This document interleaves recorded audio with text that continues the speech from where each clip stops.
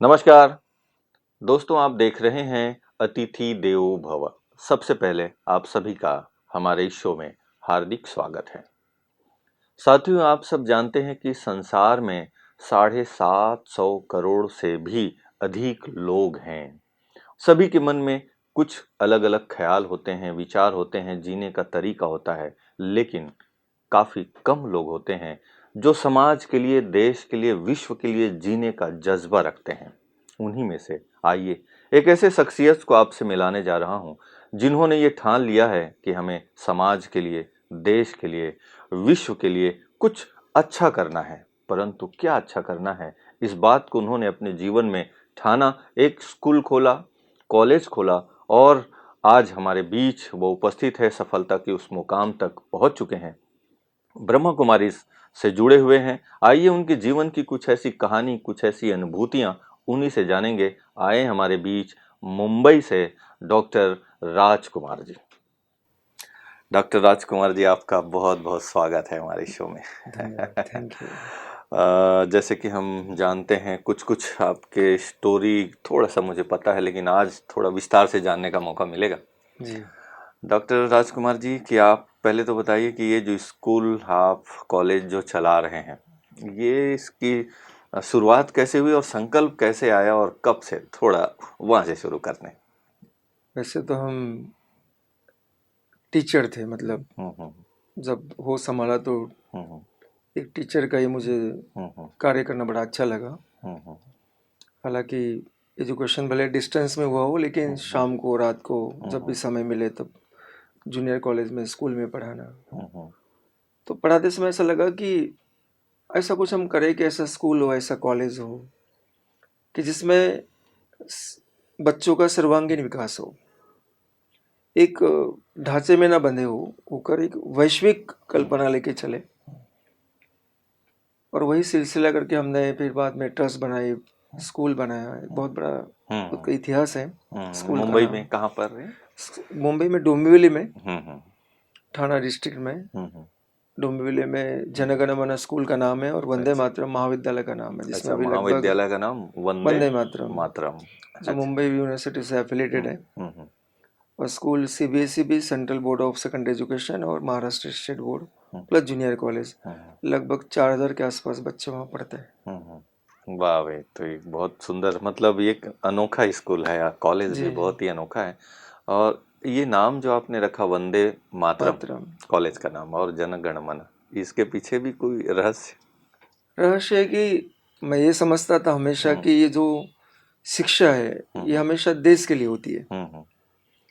भले भले व्यक्तिगत कितना भी उत्थान हो, उसके बाद तो देश की सेवा करनी है। तो क्यों ना हमारा ये जो विद्यालय है या महाविद्यालय है, देश के लिए समर्पित हो, देश के नाम समर्पित। देश के नाम जैसे कि समर्पित हो। आपका जीवन भी देश के नाम हाँ, समर्पित, तो समर्पित स्कूल हो। कॉलेज तो भी। स्कूल कॉलेज भी देश, क्योंकि आज हम हैं, कल नहीं होंगे। हाँ। लेकिन ये जो पीढ़ी दर पीढ़ी वो तो रहेगा कई ही। साल तक, 100 साल के बाद भी जनगण मन होगा, वंदे मातरम होगा। जैसे कि हम स्कूल कॉलेज की हिस्ट्री देखते हैं, तो इसलिए मुझे लगा कि देश के नाम से हो तो ज़्यादा अच्छा होगा। वाह भाई।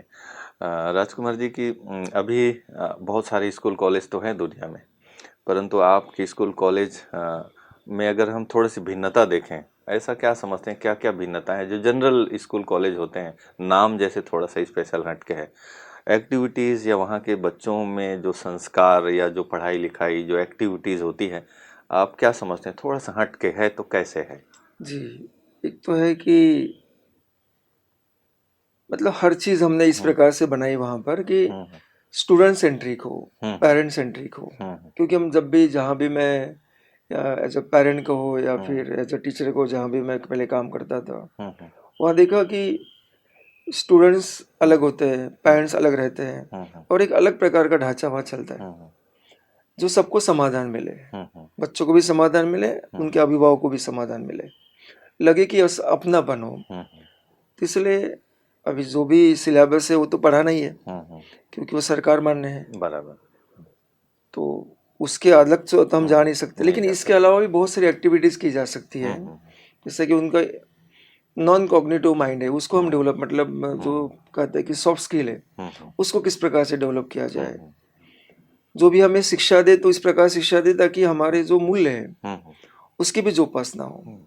खाली उसकी बात ना करें लेकिन उसको प्रैक्टिकल में लाने की कोशिश करें। जैसे कि हमने शुरुआत की कि हमारा स्कूल में जो भी बच्चे आते हैं तो उनका खान पान भी शुद्ध हो, भले वो घर में क्या करते हो बात अलग है, लेकिन जहाँ तक एक स्कूल कॉलेज को हम सरस्वती का मंदिर जब समझते हैं तो मंदिर को तो हम कोई इस प्रकार से भोग नहीं लगाएंगे। तो ये भी हमारा शरीर भी तो मंदिर है, तो हम जो वहाँ जाते हैं वो भी मंदिर है, तो वहाँ भी वो खान पान के भी थोड़ा सा हम ध्यान रखें।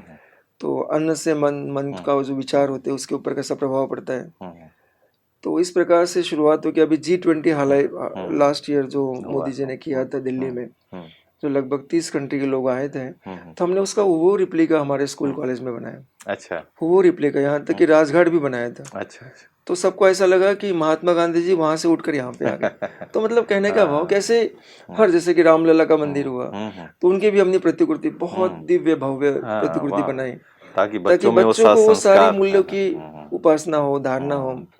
और क्या होता है, जो चीज हम सुनते हैं वो ज्यादा दिन तक रहती नहीं, लेकिन जो देखते हैं प्रैक्टिकल उसमें जीते हैं तो लाइफ टाइम। बाकी क्या पढ़ा था, क्या पढ़ाया 5वीं क्लास में 10वीं क्लास में, ये शायद उसका वैल्यू जीरो हो जाएगा। सही बात है, किताबी लेकिन ज्ञान हमने हो उसमें जाता है। उस समय क्या किया था तो ये कभी भूल नहीं पाएंगे। नहीं, तो सही ऐसी बात छोटी छोटी बात है, अपने आप में वो बहुत बड़ी बात है, क्योंकि उसको नहीं, तैयारी में बहुत समय लग जाता है। लेकिन एक जो प्रैक्टिकल बच्चों के जीवन में धारणा होती है, इसलिए मैं समझता हूँ कि हर चीज में, मतलब आने से लेकर तो बच्चों के जाने तक हर एक्टिविटी स्टूडेंट सेंट्रिक है, ताकि उनको एक यादगार के रूप में जिंदगी में रहे। डॉक्टर राजकुमार जी, जैसे कि मुझे मालूम है कि आप ब्रह्मा कुमारी से जुड़े हुए हैं जी, और तो ये ब्रह्मा कुमारी का जो मेडिटेशन है, ज्ञान है, वो भी कहीं ना कहीं अपने स्कूल में, कॉलेज में अप्लाई करते हैं, कैसे करते हैं? वैसे तो हमने हमारी श्रद्धेय आदरणीय जितने भी दादियाँ होकर गई है या अभी है, जितने भी हमारे क्लासरूम्स हैं उसमें हमने उनकी एक हिस्ट्री लगा के रखी हुई है। अच्छा। हमने क्लासरूम के नाम वहाँ से हटा दिए, वहाँ ये कहा जाता है कि दादी जानकी जी का क्लास, दादी प्रकाश मणि जी का क्लास। अच्छा, मतलब रूम का नाम ही रूम का नाम ही हमने दादी पे, छोटी सी हिस्ट्री वहाँ पे लगी हुई है। अच्छा। तो बच्चे ये नहीं कहते कि हमें क्लास 3rd में जाना है या 5 में जाना है या TY में जाना है, बच्चे कहते हैं कि हमें दादी जानकी क्लास में जाना है, दादी भूली की क्लास में जाना है। वो नेचुरल है, कहते हैं ना कि शब्द एक मंत्र होते हैं, मंत्र होता है। और जब इतने अच्छे महानुभाव के जब हमारे मुख पर जब नाम आएंगे तो उनको जानने की तो कोशिश करेंगे। कौन है, इनके क्या नाम है, पर है, तो इनके नाम पर स्कूल है, मतलब जैसे ब्रह्मा बाबा का हॉल है, मेडिटेशन रूम है, हर बच्चों को हर रोज वहाँ मेडिटेशन सिखाया जाता है। जो भी प्रेरणाएं हैं या फिर धारणाओं की बात आती है या मुरली का संक्षिप्त में 1-2 मिनट का सार है वो भी सुनाया जाता है, ताकि सभी धर्मों का, सभी विचारों का वहाँ आदान प्रदान हो सके। और इसलिए मैं सोचता हूँ कि जब इस प्रकार का माहौल हो तो लगता है मिनी मधुबनी है। सही बात है। हर बच्चों को लगता है कि मेरा अपना क्लास है, मेरे क्लास में कुछ अलग। तो जो बाकी स्कूलों में, कॉलेज में जो हम देखते हैं, तो मुझे लगता है कि कहीं ना कहीं बच्चों के अंदर वो शुरू से, हमारा स्कूल कॉलेज तो मतलब PG to PG प्रोग्राम से हमारे पास, प्ले ग्रुप से लेकर तो पोस्ट ग्रेजुएट तक लगभग 4000 के आसपास बच्चे हैं। तो ऐसे में हर प्रकार के, हर धर्म के, हर इसमें बच्चे हैं, और हम हर त्योहार बड़े धूमधाम से मनाते हैं, चाहे फिर वो कोई भी धर्म का त्योहार हो। जैसे कि बता दो, जैसे कि गुरु नानक जी का लंगर होता है, तो उसी भाव से, उसी गणवेश को परिधान करते हुए, उनकी सारी आध्यात्मिकता की बातें समझाते हुए बच्चों को, लंगर रखते हुए उसको मनाते हैं। तो नेचुरल है, बच्चों को फिर एक अलग खुशी मिलती है, अलग आनंद मिलता है। ईद, सब त्योहार अलग अलग, हर त्योहार एक्चुअल में। और ये जितने भी इंडिया में, जो भारत में फेस्टिवल मनाते हैं, सबकी अपनी अपनी खूबसूरती है, बहुत ही एक कहा जा सकता है कि सबके अंदर बहुत रिच है। बहुत ही हाई लेवल की कल्चर है, एक ह्यूमैनिटी, मानव को जोड़ता है एक दूसरे से। तो ये बहुत अच्छा आपने एक मुहिम छेड़ा है बच्चों के अंदर, ये एक अच्छा संस्कार। राजकुमार जी, ब्रह्मा कुमारी में आप हैं, तो हम थोड़ा सा हिस्ट्री जानेंगे आपका अपना कैसे आना हुआ ब्रह्मा कुमारी में, कब से आना हुआ?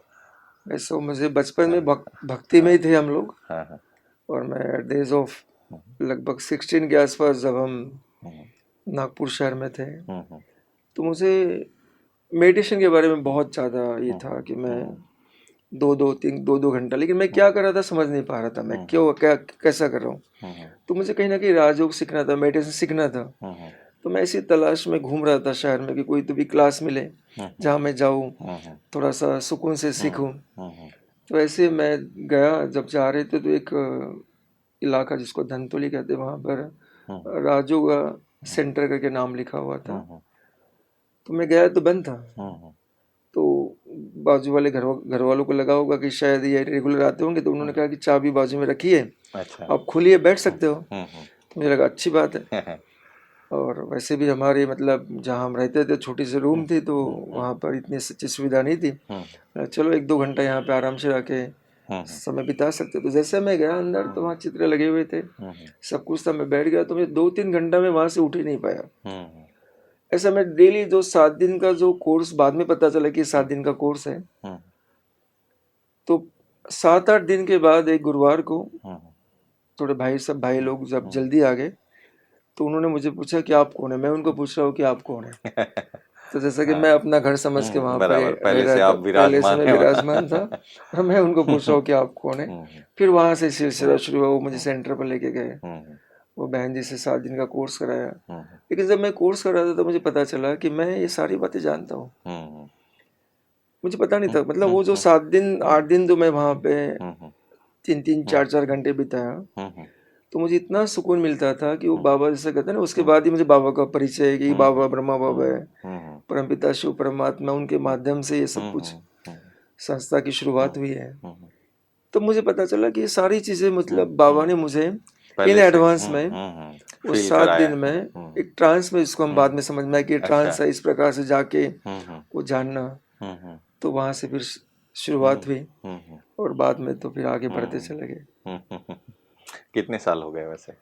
वैसे तो 85 की बात है, 85 की बात तो है। लगभग 39 इयर्स के वाह आसपास वाह, बहुत बाबा के लंबी साथ जर्नी जुड़े है। डॉक्टर राजकुमार जी, इतनी लंबी यात्रा, आपने स्पिरिचुअल जर्नी और साथ में प्रोफेशनल लाइफ तो आपका ही है।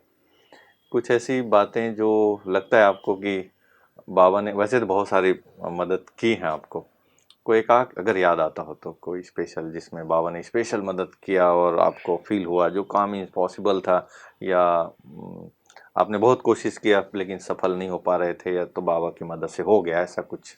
ऐसे तो बहुत सारी बातें, हर पल पल बाबा का ही मतलब एक वरदान है समझिए जीवन को। लेकिन जब हम मुंबई आए हैं तो निश्चित तौर पे मुंबई एक अलग माया नगरी है। मैं भी स्क्रिप्ट लिखता था, मैं बहुत कुछ मतलब उस समय तो हजारों गीत लिखे, कहानियां लिखी, या लेखन भी बहुत कुछ किया। लेकिन मुझे जब मैं मुंबई में आया तो मुझे एक था कि मुझे एजुकेशन इंस्टीट्यूट बनाना है, मुझे वो लाइन में नहीं जाना है, मुझे अपना एक अस्तित्व बनाना है। लेकिन था कुछ नहीं पास में। एक प्रोफेसर थे कॉलेज में, बस वही एक संपत्ति थी। लेकिन वो संपत्ति के आधार पे तो कुछ बनना नहीं है, उसके लिए तो जमीनी मतलब स्तर पर भी आपके पास कुछ पूंजी चाहिए। तो मैं लगभग मेरे पास एक ब्लूप्रिंट थी, मुझे क्या करना है, पूरी तरह से मेरा ढांचा तैयार था कि आने वाले 10 साल में मेरा प्लान क्या होगा। लेकिन इस पर विश्वास करने वाले भी तो लोग चाहिए। तो इसलिए हमने कई बैंकों का दरवाजा खटखटाया। आप यकीन नहीं मानेंगे, मुझे लगभग 50 के ऊपर बैंक ने रिजेक्शन लेटर दिया, 50 के ऊपर। फिर भी मुझे इतना विश्वास था कि एक दिन हम स्कूल कॉलेज बनाएंगे। और जो मुझे हम लोगों को रिजेक्ट कर रहे थे, उनको मैं ये बता के वहां से निकलता था कि एक दिन मैं आपको, वो भी मैं दिन बता के निकलता था कि 7 जुलाई 2013 में मैं आपको अपनी वास्तु का उद्घाटन करने बुलाऊंगा। अच्छा। तो ये बात थी कम से कम उसके पहले 7-8 साल पहले। तो लगभग 4-5 साल तक लगातार दरवाजा खटखटाना, उसका रिजल्ट मतलब नहीं आना, फेवर में नहीं आना, फिर भी हिम्मत न हारना, और एक वही जज्बा कहो, वही मतलब दृढ़। वो कहाँ से मिलता था आपको? वो बाबा से मुझे लगता था कि बाबा एक वही चीज हुई पड़ी है, मतलब जो भी हमें संकल्प आता है, तो इस ज्ञान में होने की वजह से, ड्रामा का ज्ञान होने की वजह से, ये तो पक्का है कि संकल्प तभी आता है कि जब वो सिद्धि को प्राप्त होने वाला हो। क्योंकि शुद्ध संकल्प है, पॉजिटिव संकल्प है, कोई नेगेटिव नहीं है। सही बात। तो वो तो आता ही तब है कि जब उसको पूरा करना हो। सही बात।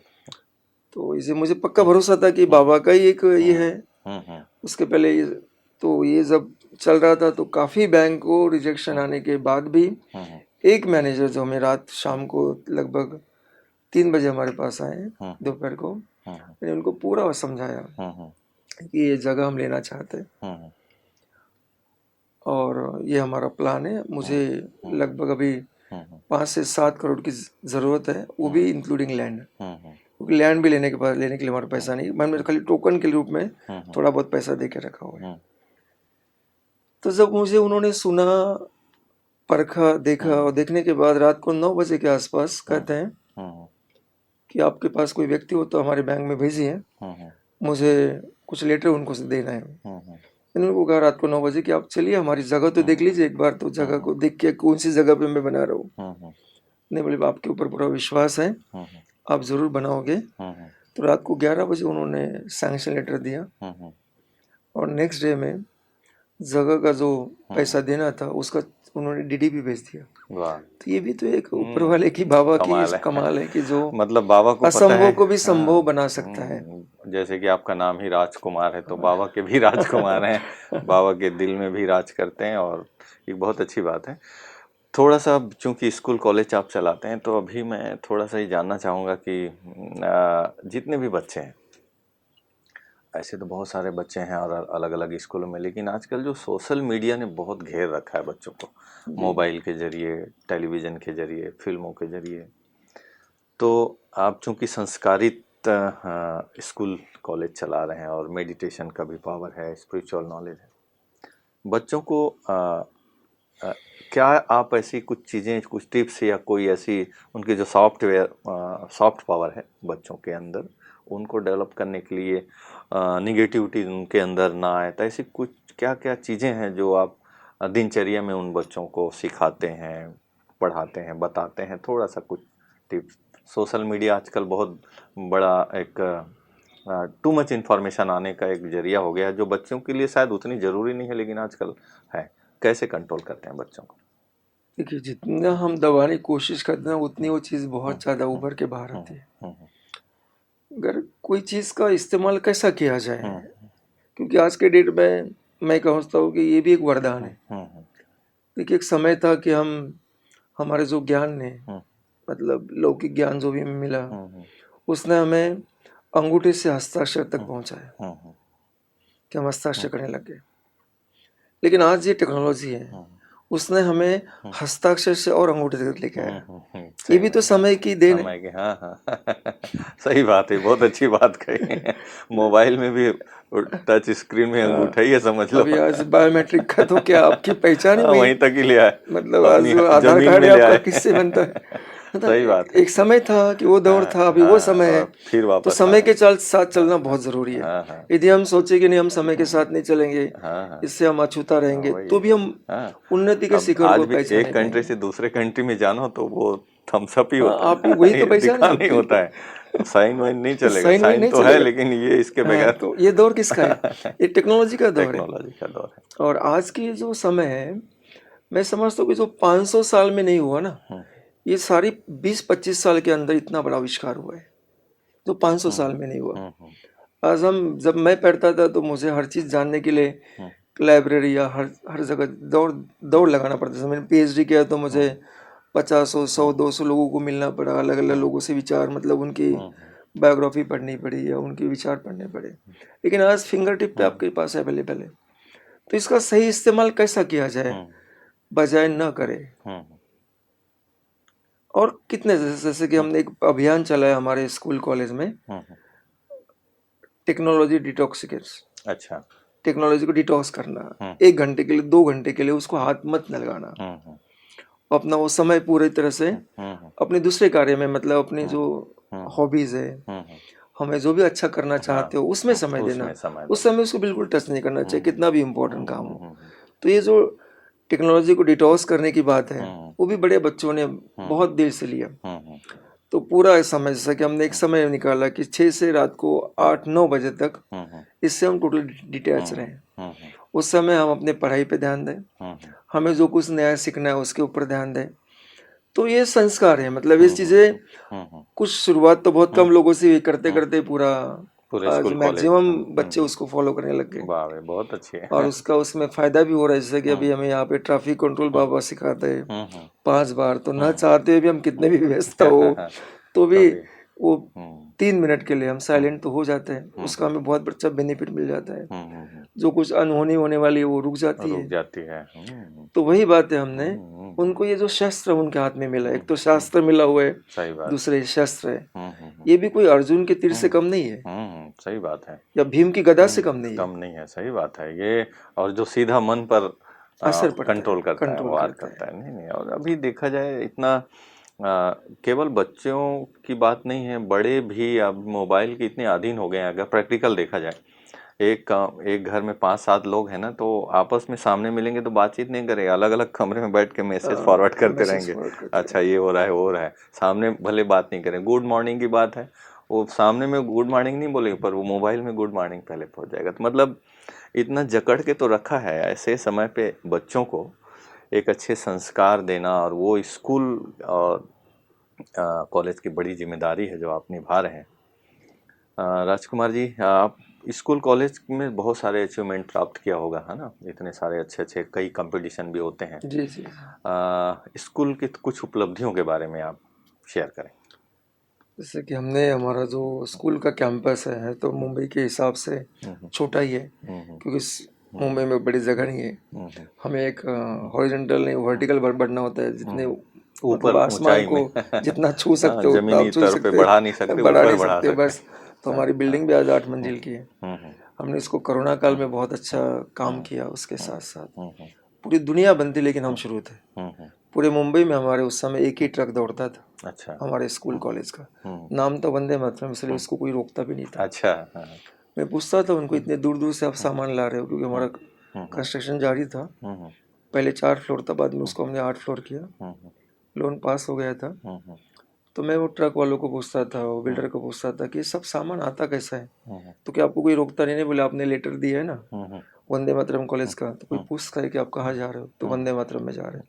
तो उनको लगता था कि सरकार का काम है। तो मतलब मैं जाऊँ शायद तो मुझे रोक ले, लेकिन इस प्रकार से तो तब मुझे लगा कि ये जो चीज़ जो बनने वाली है, जो होती है, तो वहाँ हमने रेन वाटर हार्वेस्टिंग किया, पूरा सोलर पैनल बिठाया है, पूरा है तो वर्टिकल। तो हम वहाँ पे पूरी एनर्जी जनरेट करते हैं। बस मुंबई से स्थान पर कोई स्कूल कॉलेज में अपनी एनर्जी खुद जनरेट करे, और हम एमएससीबी को ऑन ग्रिड देते हैं।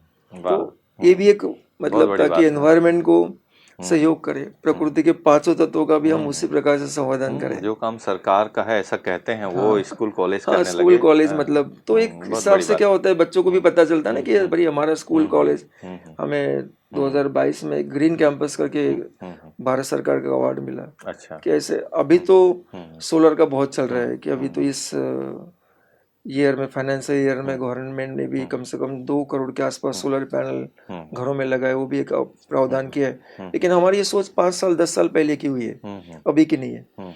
तो इससे क्या हुआ कि एक बिल्डिंग को भी, आने वाले अभिभावकों को हो, सबको एक लगता है कि अपना अपन है। पूरा ग्रीन कैंपस है, जहाँ पे कम से कम हजारों मेडिसिनल प्लांट्स हमने लगाए। प्लांट लगाए, लेकिन मेडिसिनल प्लांट्स लगाए। उसकी फिर वो मतलब विशेषता है क्या, वो समझाया। तो बच्चे जब भी जाते तो प्लांट को तोड़ मरोड़ करके नहीं रखते, उसको देखते कि प्लांट किस काम का है। और वैसे भी प्रकृति की जो भी देन है, हर प्लांट में अपने आप में मेडिसिनल तत्व उपलब्ध है। तो उसको हमने उस प्रकार से पेश किया गया। वाह भाई, बहुत बढ़िया, बहुत सारे अचीवमेंट हैं। डॉक्टर राजकुमार जी, आप इतने सारे विशेषताओं से भरे हुए, आपके विचार इतने उच्च हैं, पर हम थोड़ा सा व्यक्तिगत जीवन की तरफ आ जाते हैं, है ना?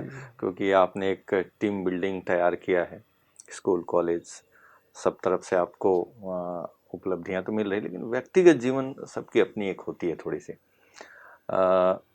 बहुत तरीके से शारीरिक व्याधियां भी होती है, मानसिक रूप से भी कई बार कहीं ना कहीं कुछ ऐसा सोचने लग जाते हैं जिसमें हमें लगता है कि जहाँ थोड़ा तनाव का आगमन हो जाता है। इस तरह का बहुत सारी बातें। व्यक्तिगत आप अपने जीवन की कुछ अनुभूतियां अगर शेयर करना चाहें कि बाबा से कैसे मदद मिली, या कभी कोई ऐसी कठिनाइयां आई हो जो आपने फेस किया व्यक्तिगत। वो तो शुरुआत ही वहां से हुई थी, जब हम ज्ञान में आने के पश्चात जो मुझे पता चला कि मुझे हार्ट का बहुत बड़ा प्रॉब्लम है। बहुत बड़ी समस्या है, और डॉक्टर ने कहा था कि आपकी सारी मूवमेंट को आपको रिस्ट्रिक्ट करना है। तब मुझे बाबा मिले थे। मैंने सोचा कि रिस्ट्रिक्ट करने का मतलब क्या, अब तो हमारी उम्र क्या है, 17-18 साल, उसमें सारी मूवमेंट को रिस्ट्रिक्ट कर देंगे तो क्या होगा। तो मेडिटेशन जो बाबा ने सिखाया हमें, उस मेडिटेशन का मुझे तो बहुत बड़ा फायदा मिला उसका। मैं जो ध्यान धारणा करता था अपने आप में, उस पॉजिटिव वेव्स को अपने वो जो भी शारीरिक अंग उसको कहा था कि ये चलने लायक या फिर उतने शक्ति से काम कर नहीं कर सकता, तो उसको मैं उतना तो पता नहीं था, लेकिन फिर भी एक बाबा से शक्ति लेकर वो मेडिटेशन के द्वारा, और मुझे पता चला बाद में कुछ 1-2 साल के बाद जब हमने उसको चेकअप करवाया तो सब नील हो गया था। तो मैं पूर्ववत जैसे मेरी बचपन की अच्छी व्यवस्था थी वैसी व्यवस्था में मैं पहुंच गया था। तो मेडिटेशन का तो अभी भी इसलिए हमने अधिकतर समय जितना मिले, बच्चों को भी हम वही समझाते हैं कि मतलब मेडिटेशन करने से क्या उपलब्धियां हो सकती है। कुछ चीज़ें हम बच्चों को थोड़ा संस्कारित करने के लिए कंपलसरी करते हैं, जैसे कि आपको मेडिटेशन करना ही है, ये प्रेयर करना ही है, प्रार्थना करना ही है। उनको फिर एक गाइडेड मेडिटेशन करवाते हैं।